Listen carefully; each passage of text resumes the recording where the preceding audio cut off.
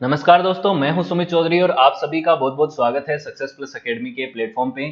दोस्तों, आप सभी ने सुना होगा कि मोहब्बत एक खूबसूरत एहसास है और उसका ना कोई आकार होता है न कोई उसका रूप होता है। लेकिन फिर भी इसे कोई आकार देने में या फिर इसे कोई रूप देने में अगर सबसे ज्यादा कोई सफल रहा तो वे थे पांचवें मुगल बादशाह शाहजहां, जिन्होंने अपनी प्रिय बेगम मुमताज महल की याद में एक ऐसी खूबसूरत बिल्डिंग बनवाई जिसे देख के लोग आज भी आश्चर्यचकित हो जाते हैं और दुनिया भर से लोग इसे देखने के लिए आते हैं। तो जी हाँ, मैं बात कर रहा हूँ भारत के उस ताजमहल की जिसे देखने के लिए लोग दुनिया भर से आते हैं और भारत की सबसे बड़ी टूरिस्ट डेस्टिनेशन ये है।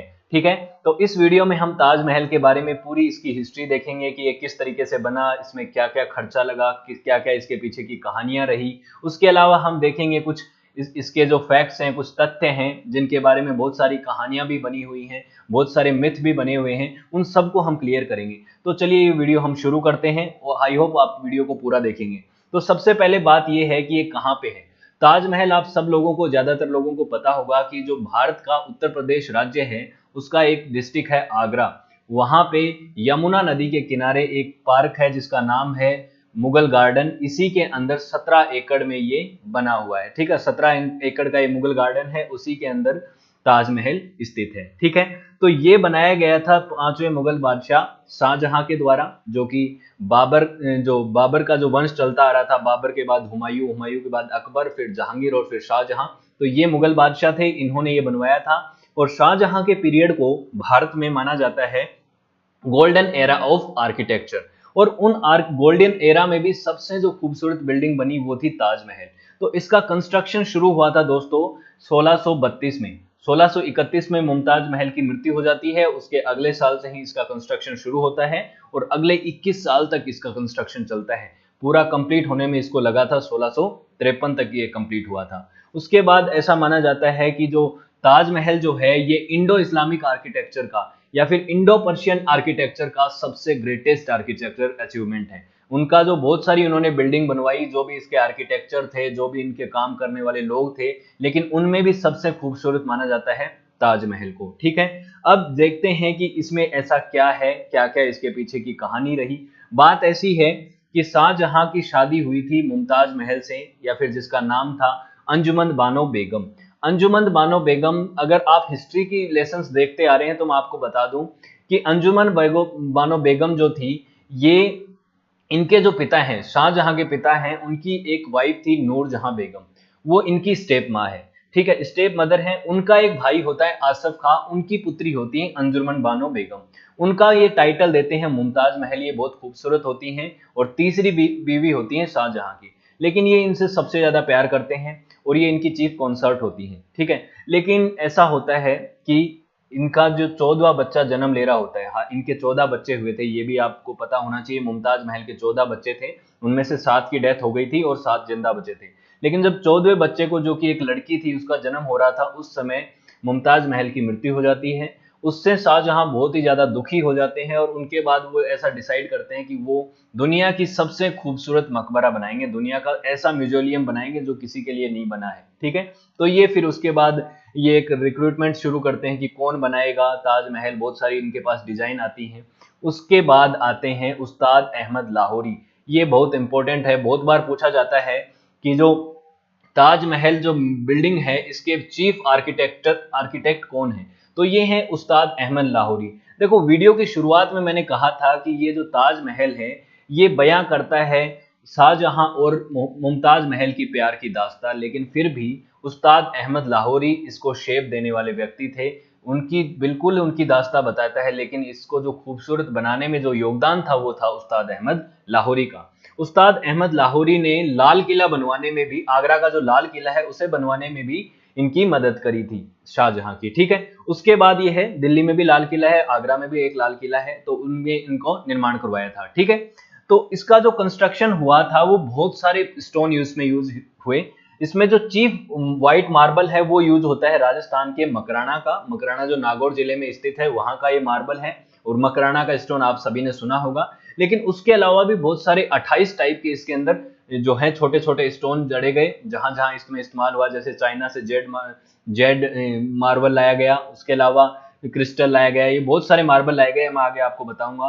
उसके अलावा तिब्बत से लाया गया और अफगानिस्तान से बहुत सारे पत्थर इनको लाने के लिए बनाए गए। आप बिलीव नहीं करेंगे, आपने सबने सुना होगा कि भारत की सबसे ऊंची मीनार कौन सी है। आप सभी को कमेंट सेक्शन में आप मुझे रिप्लाई करें और मैं आपका जवाब दूंगा। और उस मीनार से भी ऊंचा है ताजमहल।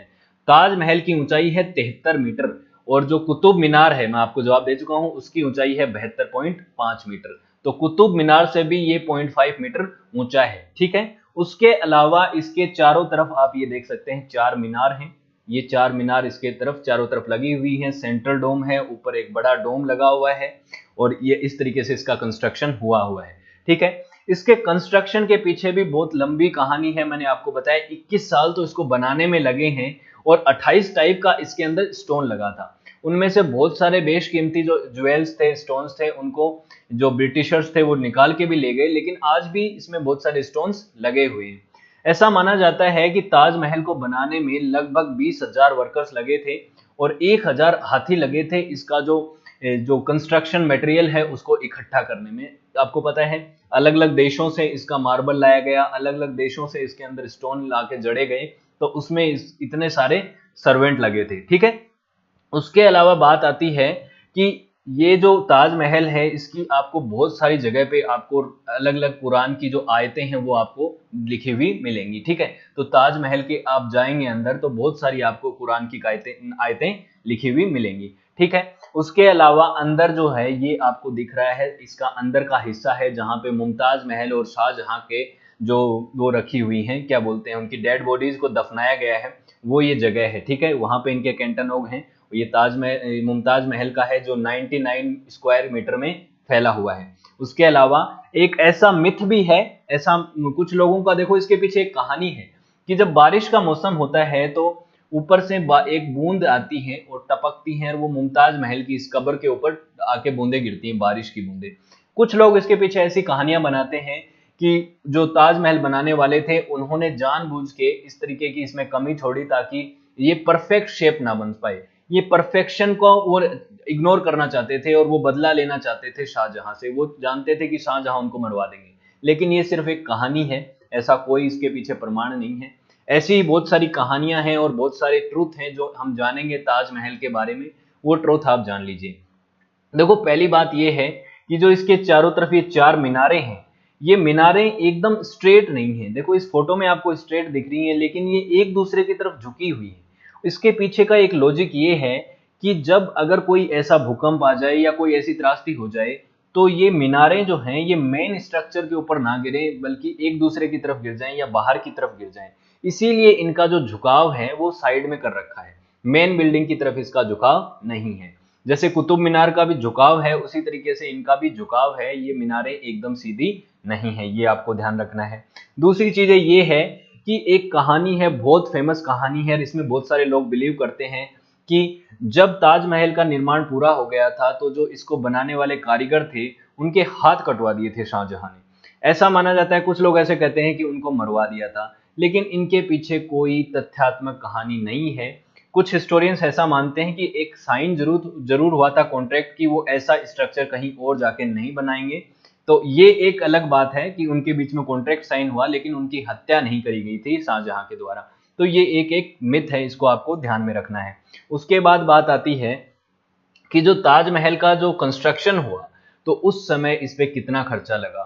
तो उस समय पे इस पे 32 मिलियन इंडियन रुपीज लगे थे। आपको मैंने बताया था कि रुपीज का जो सिस्टम है, अगर आपने वीडियो देखा हो तो शेरशाह सूरी के समय रुपीज आ गए थे भारत में।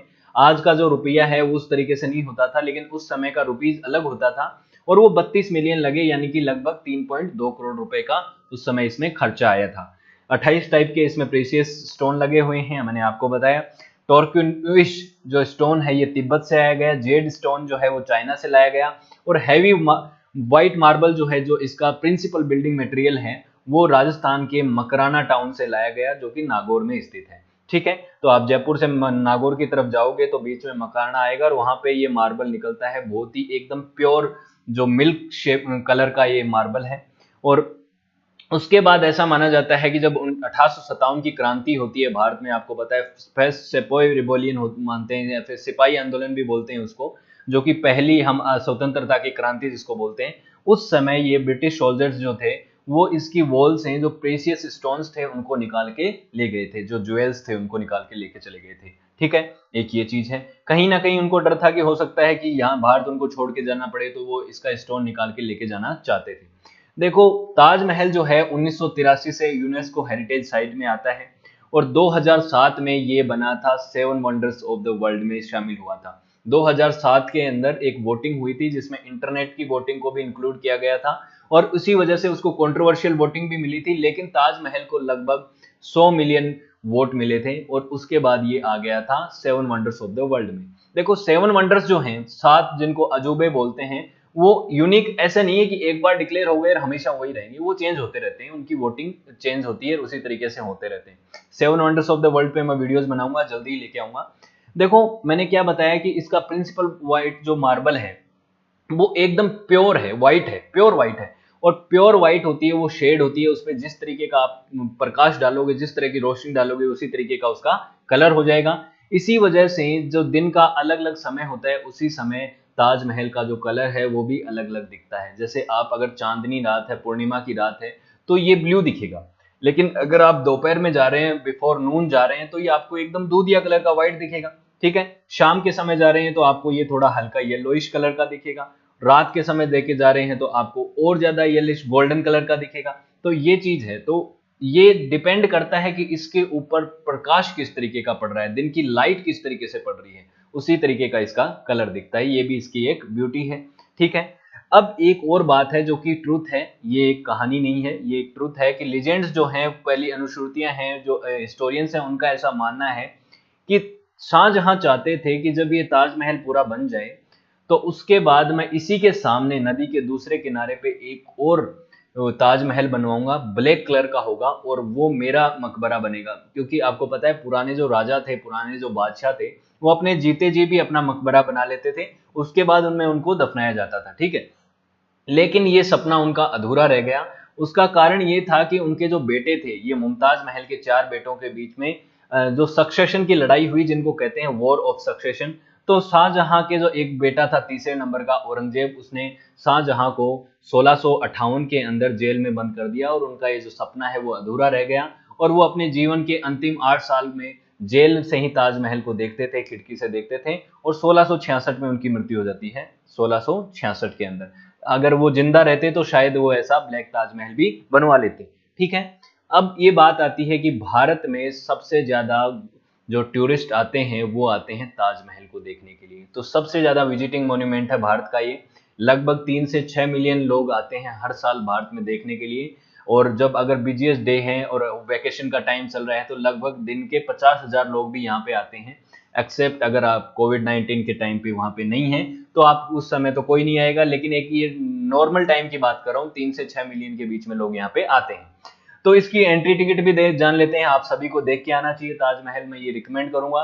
तो आपको पता होना चाहिए कि कितनी इसमें फीस लगती है। एक आप इंडियन एडल्ट हैं तो आपको 45 रुपए तो सीधा एंट्री करने का ही इसमें लगता है। अगर आप पूरा मोन्यूमेंट देखना चाहते हैं, पूरे ताजमहल का अंदर जाके देखना चाहते हैं, तो 200 रुपए एक्स्ट्रा लगेंगे। तो ऑब्वियसली देखेंगे ही, तो 245 रुपए की आप टिकट मान लीजिए। ठीक है, उसके अलावा जो फॉरेन के जो आते हैं टूरिस्ट, उनके लिए इसमें फीस में इजाफा है। जैसे उनके में भी एक छूट है, जैसे सार्क है, साउथ एशियन जो रीजनल कॉर्पोरेशन के जो ग्रुप हैं भारत के जो देश में, जिसमें अफगानिस्तान, पाकिस्तान, श्रीलंका के जो देश आते हैं, और बिम्स्टेक भी है जो एक ग्रुप है भारत के। इनमें इनके जो नागरिक हैं उनको छूट मिलती है, उनको 535 तो एंट्री फीस है, साथ में ये 200 रुपए एक्स्ट्रा चार्ज लगता ही है, यानी कि 735 रुपए लगते हैं। और इसके अलावा कोई और देशों का जो नागरिक है, इन सार्क देशों को 7 मेंबर इसके हैं और बिम्स्टेक के भी 7 मेंबर हैं, इन देशों के नागरिकों को छोड़ दिया जाए तो बाकी लोगों के लिए 1050 एंट्री फीस प्लस 200 रुपए ये चार्ज है म्यूजियम को देखने का। तो ये है हमारा ताजमहल, जिसपे आप गर्व कर सकते हैं कि दुनिया की एक ऐसी खूबसूरत बिल्डिंग आपके देश में है। आप सभी को उसको देख के आना चाहिए आफ्टर कोविड-19 को जाने के बाद। तो चलिए, अगर आपको वीडियो अच्छा लगा तो वीडियो को लाइक करें, शेयर करें और चैनल को सब्सक्राइब करें। Thank you so much, have a good day, see you in next video.